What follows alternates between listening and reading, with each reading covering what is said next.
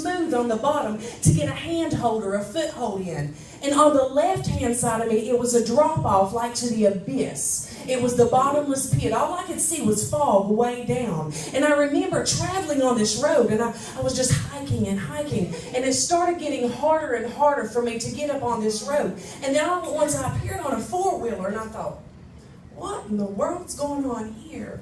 You know, I was on this ATV with this guy that I didn't know.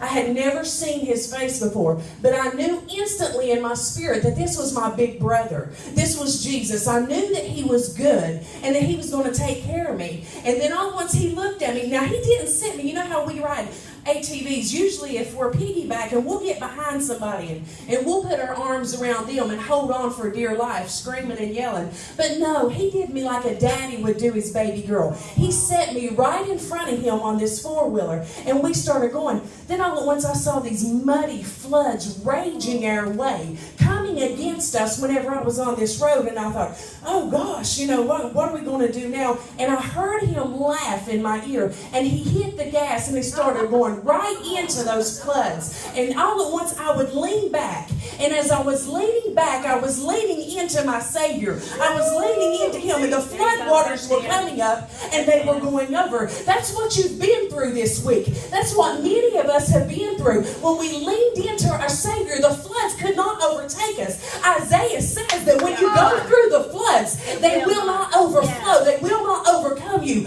When you walk through the fire, it shall not kindle upon you. Right. You won't be burned. He promises to take us through the fire and take us through those floods. And I heard in my spirit the instant. See, Jesus talks to me a lot.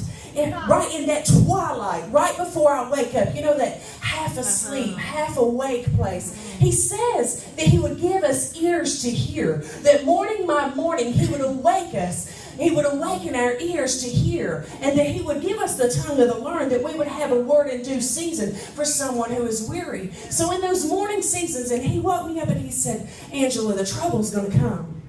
The floods are going to come against you, but they cannot and will not overflow you. Enjoy the ride. And I woke up. And you know what? I'm determined. That puts something on the inside of me to say, I am going to count it all joy.